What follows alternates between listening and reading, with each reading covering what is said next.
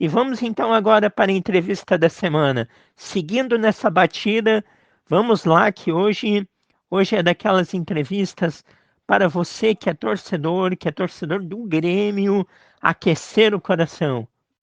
26 de novembro de 2005, um dia que entrou para a história. 26 de abril, o dia do goleiro. Resolvemos unir essas duas coisas no programa de hoje, com alguém que mexe com os corações de uma torcida. É ídolo dela, afinal, o que ele fez representou demais para aquele momento e para o futuro que se sucedeu. Galato é o nosso convidado de hoje aqui no programa de Carrinho. Boa tarde, Galato. Que prazer em te ter aqui no programa. Boa tarde, prazer é todo meu aí poder estar participando aí do programa de Carrinho contigo aí. Galato, nosso papo ele vai funcionar de duas formas. Eu tenho uma série de perguntas para fazer para ti. Vou tentar ser sucinto para que dê tempo da gente falar de todos os assuntos, falar bastante da tua vida, da tua carreira. E eu também tenho perguntas de torcedores. Falei para grupos de torcedores, especialmente um grupo do Grêmio na rede social Facebook, chamado Grupão do Grêmio, que tu seria o entrevistado, e tem uma série de perguntas de torcedores. Eu selecionei algumas para a gente fazer aqui no programa. Antes de mais nada, conta para mim, conta para nós, para os ouvintes do De Carrinho, como tudo começou. Como o futebol começou e passou a fazer parte de tua vida. Comecei com o time do bairro, né? Desde criança jogando futebol, gostava muito de jogar. Por ser gremista também, vi o Grêmio sempre na televisão, tinha o sonho de ser jogador. Aonde fui fazer meu primeiro teste no São José, em Porto Alegre, no Zequinha, onde fiquei um curto período, onde fui convidado para fazer um teste no Grêmio, com 13 para 14 anos aí. Fiz o teste, passei, e lá fiz toda a minha categoria de base, passando por diversas categorias que existem, né? Desde a escolinha, depois o infantil, juvenil, juniores, até chegar ao profissional, onde consegui realizar o meu sonho, que era ser jogador de futebol e ser jogador do Grêmio. Então, feliz aí pela carreira que iniciou lá atrás, com 12 para 13 anos, com o sonho de criança de ser jogador e encerrar aí há pouco tempo atrás. E nesse período que tu começou no futebol, no Grêmio, com 13, 14 anos, o Grêmio tinha no gol Derlei. O que representava para ti aquela figura? Que é talvez aí a maior figura da história do clube na posição. E era muito marcante, muitas pessoas queriam ser Derlei. Aquilo era um sonho também que te permeava e tu chegou a ter contato com o Derlei enquanto tu estava na categoria de base? Deu tempo ainda? Não tive muito contato com ele na categoria de base, porque num clube o jogador profissional ele é meio que blindado assim para acessos da categoria de base até o profissional. Mas sempre via os jogos e meu sonho era ser o goleiro do Grêmio um dia. Não por queria ser o Darley, mas queria ser o goleiro do Grêmio um dia, que também teve tantos outros que passaram, como o Mazzaropi, como outros goleiros que marcaram também, né, na história. Então é sempre bom quando criança, quando desperta o interesse, quando participa de um clube de futebol, mas já chegar na posição maior de um clube do goleiro que seria. E no meu tempo, aquele tempo havia muito Darley, sim. Então, mas meu sonho não era ser o Darley, era ser o goleiro do Grêmio, que na posição sempre me agradou muito para jogar. E no ano de 2005, Galato, quando você chegou ao profissional do Grêmio, na escala de hierarquia você era o quarto goleiro. Me corrige se eu estiver errado. Tinha o Eduardo, tinha o Márcio, acredito que tinha mais um goleiro, né, Galato? E você foi ganhando seu espaço, conseguindo, até que chegou ao gol titular do Grêmio. E logo em um dos piores anos da história do clube, com a Série B pela frente. Foi uma caminhada difícil, mas tu conseguiu se firmar no gol titular. E nisso eu já encaixo a pergunta do Matheus Cardoso. O que você sentiu quando pegou aquele pênalti nos aflitos? Eu subi ao profissional já no ano de 2004, né? Onde a gente teve a queda aí para a segunda divisão e no ano de 2005 eu tinha 21 anos. Era jovem para a situação que o Grêmio atravessava, né? Todo mundo falava que o goleiro tinha que ser um pouco mais experiente. E tinha o Márcio, o Eduardo, o Andrei, que era o outro goleiro, e eu era a quarta opção, ia ser emprestado, mas acabei conseguindo me manter, tive a oportunidade, estava preparado, e aonde a gente teve um ano ali de sucesso, particularmente, né? Porque nunca tinha jogado, era uma situação difícil para o clube sem dinheiro, e nós tínhamos que vencer, tinha que subir aquele ano, senão ia ser muito desastroso para o Grêmio. E aquele ano culminou lá com aquele jogo da Batalha dos Aflitos, que a gente conseguiu com 7 jogadores em campo fazer um gol e ser campeão, né? E quando o que passa na cabeça do atleta naquele momento é que tudo ia ir por água abaixo, porque a gente trabalha tanto, um equívoco do árbitro, de repente, de marcar o pênalti, é o segundo pênalti na partida, tu acaba pensando que dificilmente o jogador vai errar. Mas Deus me iluminou naquele momento e eu consegui fazer aquela defesa e ajudar o meu clube aí, o Grêmio, e a todos os gremistas ter alegria, grande alegria, né? Que foi aquele dia depois que o árbitro apitou o fim do jogo. E isso traz junto duas questões. O Vinícius Menezes pergunta se, quando deu o pênalti, tu pensou que F. Aí ele fala um palavrão aqui. E se vocês sabiam do resultado do outro jogo e que a derrota significaria não subir.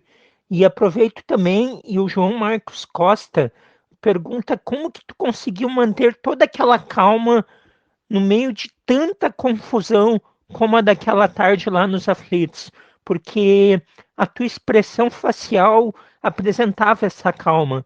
E, de fato, né, foi uma situação muito complicada, Galato. Como tu conseguiu reagir tão bem àquilo? Quando ele marca o pênalti, é que nem eu disse na resposta anterior, né? Passa o filme que não vai dar, porque do segundo pênalti, pode ser que o jogador acerte, e aí dificultaria muito a vida do Grêmio no ano de 2006, né? Porque dificilmente com 4 expulsões nós ia conseguir pelo menos empatar. E obviamente quando deu toda aquela confusão do pênalti, a gente perguntou para quem estava lá de fora quanto é que estava o resultado do outro jogo, porque para nós manter a calma, e eu sempre fui um cara bem tranquilo, então só ouvia sempre os mais velhos o que eu deveria de fazer nos momentos, e tinha o meu treinador de goleiro junto que me instruía lá a maneira de permanecer, mas é o jeito meu de ser mais tranquilão, mais calmo, mais atento também na todas as situações que aconteciam naquele momento. O Vicente Bonetti Júnior tem uma curiosidade, Galato. Como que tu definia para que lado pular em um pênalti? O que você considerava? Histórico do batedor, estudava o posicionamento do corpo dele, ou era no feeling mesmo? A gente tinha alguns vídeos, né, de alguns batedores, mas especificamente aquele jogo não tinha vídeo daquele batedor, porque ele nunca tinha batido, foi a primeira vez. E a gente vai com a experiência de goleiro, embora naquela época lá eu tinha 22 anos, mas fiz toda a categoria de base. Acompanhava bastante jogos pela TV e conforme o jogador ia se enquadrando para bater, a gente ia mais ou menos tentando adivinhar conforme ele se enquadrava para a bola. Goleiro tem muito disso, de escolher o canto. Eu acho que o goleiro que fala que não escolhe canto dificilmente vai conseguir pegar. Aí muitos vão dizer que se pega, ficar parado no meio, tem chance de pegar, porque muito bate no meio. Mas isso é do momento, do sentimento do atleta ali no momento para tentar defender. O Diogo Faustino perguntou aqui como que foi colocar Cássio e Groy no banco, mas claro que a gente precisa contextualizar. Em 2005 para 2006, ali naqueles anos, vocês três, Galato, Cássio, Marcelo Groy, estavam subindo das categorias de base para o profissional. E o goleiro com mais nome, até por tudo que fez nos aflitos e pelo que passava a representar para o Grêmio, era você. Mas eu acho que ele quer que tu conte um pouco como era esses dois goleiros no bastidor, dentro do bastidor. E aproveito, Galato, e te faço uma pergunta. Depois daquela defesa, a tua vida mudou, tenho certeza. Claro, tu era goleiro do Grêmio, titular, isso é um reconhecimento. Mas depois daquilo, tu passou a ser um herói para os gremistas. Como é que era sair na rua? Eu lembro que você foi com o presidente Paulo Odoni a muitos lugares, eventos na época, até hoje. Até hoje, quando tu vai num.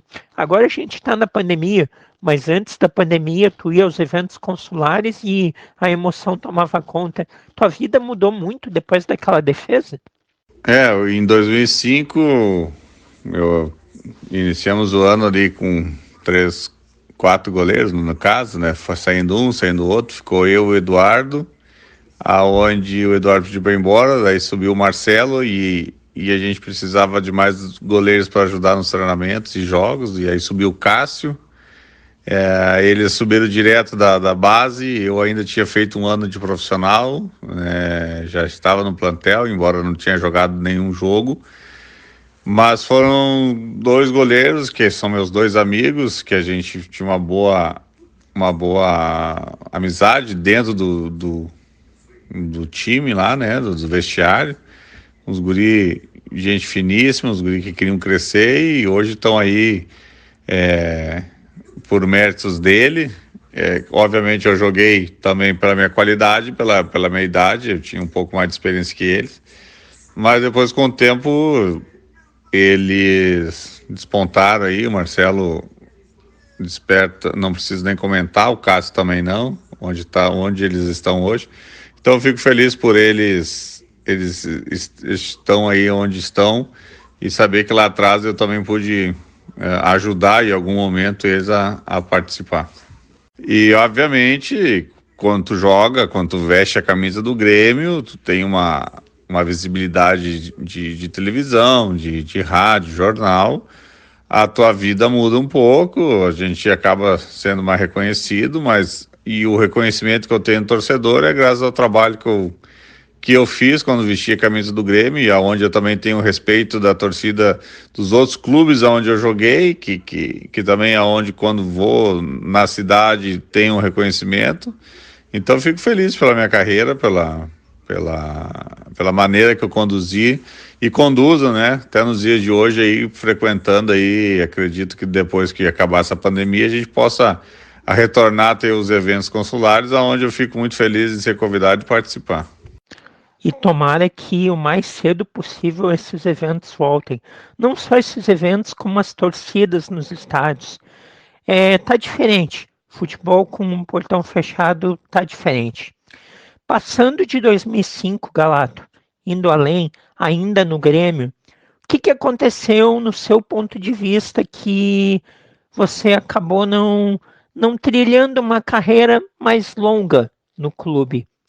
E em 2006, você teve uma recuperação de um traumatismo craniano que ocorreu num jogo contra o Veranópolis. Isso é uma pergunta do João Marcos Costa também. Como foi a tua recuperação? Aquilo te atrapalhou muito? Fez tu perder espaço? Conta um pouco desse ainda Grêmio, mas depois da Batalha dos Aflitos. Foi marcado por uma lesão no ano de 2006, muito séria, que eu tive no Campeonato Gaúcho, meio que no início do ano, aonde depois eu levei um bom tempo para me recuperar.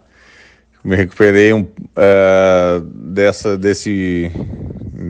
batida, depois tive outras lesões nas costas, no tornozelo, no braço, aonde foi que as lesões me atrapalharam muito, não conseguia ter ritmo de jogo, não conseguia passar uma confiança ao treinador para me manter no time. E fiquei mais o ano de 2007, onde venceu o meu contrato. Depois eu segui para o Atlético Paranaense, joguei na Bulgária, joguei na Espanha, voltei ao Brasil, aonde no ano de 2015 encerrei aí no Juventude, mas no ano de 2013 e 14 joguei no Criciúma. E foi decisões pessoais aonde resolvi parar de jogar e hoje toco a minha vida tranquilamente, cuidando dos meus negócios. Pois é, Galato, tu parou muito cedo.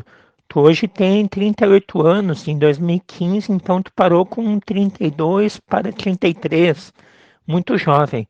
Mas tu fez uma carreira muito boa, tu ainda conseguiu passar por muitos lugares depois do Grêmio. No Atlético do Paraná a gente se recorda de uma boa passagem.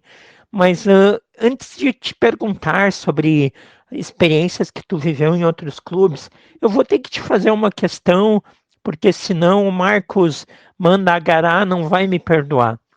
Ele me pediu assim: pergunta para o Galato se o plantel fazia bullying com o Marcinho ou ficavam quietos por pena. Por que bullying? Teve uma vez, Galato, não sei se tu te recorda, uma saída de campo que o Marcinho disse que estava com um certo problema estomacal. E aí isso virou meme na época. Imagina, 2005 já virou meme, que é uma transmissão da Band, Rádio Bandeirantes, tá o João Carlos Belmonte e o Daniel Oliveira. E o Marcinho dizendo que estava com aqueles problemas estomacais, não é? Aí foi muito divertido, que ele disse que acabou soltando tudo e tal, e ele ganhou um, um apelido, não sei se eu posso dizer no horário, eu vou dizer, por minha conta e risco, Marcinho Caganeira. Ai, é, Galato, o pessoal se divertiu muito, se divertia muito com essas histórias. Ninguém fazia bullying com ninguém. São coisas que o atleta falou, que ele estava mal no dia, né? Acho que foi contra o Bahia, se não me engano. Mas que no vestiário não repercutiu muito isso aí. Pois é, coisa mais de torcedor. Estamos aqui conversando com o Galato, herói da Batalha dos Aflitos, ex-goleiro do Grêmio, goleiro histórico do clube, que foi muito importante naquele momento, essencial naquela defesa que manteve o Grêmio na primeira divisão do futebol brasileiro. E depois aí o Galato trilhou uma carreira muito legal em outras equipes. E está aqui conversando hoje com a gente, batendo esse papo. Galato, lá no Atlético do Paraná e passagens que tu teve também por Criciúma, futebol europeu, quais as diferenças de cultura, de vida que tu sentiu em relação ao que tu tinha em Porto Alegre? Adaptação, foi... Tu gostou de ter vivido essas experiências? A gente tem exemplos aí, por exemplo, de jogadores que jogam a carreira toda em um clube apenas. Marcelo Groy estava caminhando para isso. Aí teve o desafio de sair do Grêmio e ir conhecer uma outra cultura. Tu fica feliz por ter tido essa oportunidade? Viveu em outros estados, viveu em outros países. Foi algo que tu olha com orgulho? Com certeza. Eu, claro que gostaria de ficar a minha carreira toda no Grêmio, por ser gremista, né? Mas as experiências que surgiram para mim, as oportunidades, né? Vamos dizer assim, foram muito boas. O Atlético Paranaense é um clube muito bem estruturado. Naquela época que eu joguei no Atlético Paranaense em 2008 e 2009, era tinha um centro de treinamento superior ao que o Grêmio oferecia, mas hoje não. Hoje o Grêmio já está igual, né, pelo seu CT. Então, umas experiências boas que foram muito aproveitadas por mim, onde eu pude conhecer outras culturas, outros modos de jogo. Claro, na Bulgária me atrapalhou um pouco por causa da língua, né? O clima é muito frio. Mas depois na Espanha já me sentia mais à vontade, onde tive a oportunidade de jogar contra grandes clubes. E em Criciúma também é uma cidade muito querida, um clube muito querido por mim, onde eu tive o prazer de jogar 2 anos. Então tenho só que agradecer a Deus aí pelas oportunidades que surgiram. Galato, para quem não sabe, qual é a tua atividade atualmente? Hoje eu cuido dos meus negócios, dos meus investimentos e posso me dizer assim como um empresário também. E tu tem vontade de trabalhar com futebol? Se sim, em qual área tu gostaria? Se não, por quê? Futebol depende aí ainda de repente de uma oportunidade, é algo que ainda está no teu horizonte? Eu tenho alguns projetos ainda que estão em planejamentos aí, que é voltado ao esporte e especialmente a goleiros, e aonde um negócio que eu aprendi na vida é como deve ser um goleiro, como ele deve ser trabalhado desde o início até chegar ao profissional. Então é uma porta aí que eu quero abrir para o futuro, um futuro breve, para que a gente possa estar trabalhando no esporte e principalmente no futebol. E dessa posição que é goleiro, que você entende tão bem, o Grêmio, após a saída do Marcelo Groy, assim como foi na saída do Derlei, quando sai um jogador que marcou uma era no clube, existe um hiato. E o Grêmio acabou apostando em alguns goleiros veteranos, como o Vanderlei, Paulo Vitor, e o resultado não foi o esperado. Enquanto que na base escola gremista, onde sempre saiu o futuro do clube, o presente, os títulos, as conquistas, estava lá o Breno. E esse ano, 2021, Breno finalmente recebe a sua oportunidade como titular. Ainda jovem, um menino, 21 para 22 anos, muita coisa pela frente. Como tu tem observado esse momento do gol do Grêmio, já que é uma posição que tu entende tão bem e acha que o Grêmio faz certo em dar essa sequência para o Breno e não contratar novamente um goleiro mais experiente? Claro, sempre que quando sai um ídolo, né, da posição, o que vem a suceder aí tem uma pressão muito grande, né? O Vanderlei, o Paulo Vitor, o Júlio César, eles não conseguiram manter aí a mesma tipo de jogo que o Marcelo Groi manteve, né? Com os títulos. Mas, e o Breno, o Grêmio acho que fez certo, porque o Breno é um menino, né? Mas anos atrás era mais jovem ainda, então poderia vir a queimar ele pelo momento, né? Então ele trabalhou, ele esperou o momento dele, está aproveitando a oportunidade dele, está muito bem nos jogos. E eu, como gremista, torço muito que ele consiga aí se destacar, porque o goleiro, ele, não digo necessariamente, mas é importante que ele seja cria da base, porque ele sabe do peso, da importância da camisa do clube.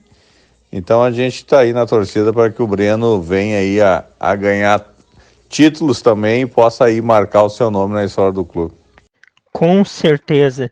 Estamos já encaminhando, Galato, o nosso final de entrevista. Passa rápido, passa ligeiro, mas convidado bom e convidado que mexe com o torcedor é assim. A gente poderia passar uma tarde conversando, mas vamos encaminhar esse final. A gente falou de goleiro no Grêmio, mas como goleiro, como uma posição de forma geral, como um todo, os goleiros como um todo, como tu tem observado hoje os goleiros brasileiros, tu gosta de acompanhar futebol? Tu olha só os jogos do Grêmio, tu olha jogos de outros times, de outras ligas, E como tu tem visto a posição no momento? Seleção brasileira está bem servida? Quem são os goleiros que tu mais admira hoje no futebol? Os goleiros evoluíram bastante, né? Mas isso se dá aos treinadores de goleiros, né? Que estão atualizados cada dia que passa. Tem um método novo de treinamentos, de preparação, e isso aí só tem a ganhar, né? Da posição goleiro, treinador de goleiro. Acredito que o Brasil hoje tem grandes goleiros aí que vêm se destacando e, e por um bom tempo aí, eu acho que o Brasil vai continuar revelando muitos goleiros. Tem o próprio Alisson, o Ederson, o Neto, o Everton Santos, o Marcelo Groi, que hoje tá lá na Arábia, mas vem se destacando lá, sendo eleito aí o melhor jogador do campeonato árabe aí, né, da Arábia Saudita. Então, fico feliz aí pela posição, né? Os goleiros têm um destaque.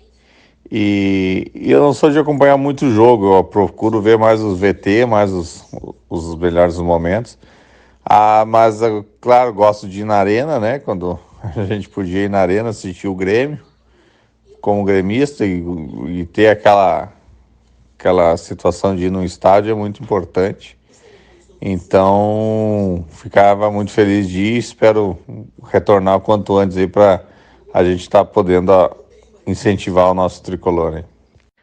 A nossa utopia, o nosso sonho é de que até o final do ano, quem sabe, nós brasileiros todos estejamos vacinados e aí os estádios possam voltar a ter público. Vamos torcer, Galato, vamos rezar, torcer, fazer tudo que for possível para que isso aconteça. Para a gente encerrar mesmo, última pergunta. Mais de um torcedor me fez e quer saber de ti. Qual o treinador que tu trabalhou que tu mais tem carinho? Tu teve Mano Menezes, tu teve outros profissionais. Quem foi para ti o melhor treinador? E não só treinador de campo. No teu caso, tem um aspecto de treinador de goleiro também, não é? Essa pergunta já me foi feita outras vezes e eu não gosto de citar apenas um nome. Eu acho que todos os treinadores com quem eu trabalhei tiveram os seus méritos, me ajudaram bastante. Alguns não consegui render, né, o que eu esperava e não consegui dar resposta. Para outros consegui, aonde fui uma peça determinante para que todos ganhassem, não só o Galato, mas ganhasse eu, ganhasse o treinador, o clube. Então eu fico agradecido por todos os treinadores com quem participei e com certeza são pessoas estudiosas. Se eu for citar o nome, estarei sendo injusto com os outros, porque não foi apenas um treinador com quem trabalhei, ou dois, que eu posso dizer, esse fulano foi melhor que o ciclano, não. Então, cada um teve a sua participação importante na minha carreira e agradeço a todos eles. Então tá certo. Galato, muito obrigado por ter aceito o nosso convite. Valeu demais. Te esperamos aqui em Taquara, no Vale do Paranhana, quando for possível e liberado aglomerações, quando a gente tiver eventos consulares novamente. Valeu, valeu. Foi um prazer e a gente retoma essa conversa mais adiante. Abração. Eu que agradeço o convite aí, ter feito esse bate-papo contigo. Deixo um abraço aí a todos os gremistas aí, né, da cidade de Taquara, onde fui muito bem recebido. Deixa um abração, então, aí a todos. Com certeza a gente pode voltar a se falar aí. Até mais. Até mais, Galato. Este foi Galato, ex-goleiro do Grêmio, herói da Batalha dos Aflitos, goleiro que representou um marco na história do Grêmio, um marco na história do futebol mundial, eu diria. Afinal, independente da divisão em que ocorreu aquele jogo, o que representou dentro do contexto de um grande clube, olha, ficou na história. Nunca antes no mundo um jogo de tamanha dramaticidade havia ocorrido. Um time grande que corria o risco de ficar numa Série B, com 7 jogadores, 4 jogadores a menos e um pênalti contra, reverter essa situação, ainda ganhar o jogo. Galato virou história e por isso esteve aqui no programa de carrinho.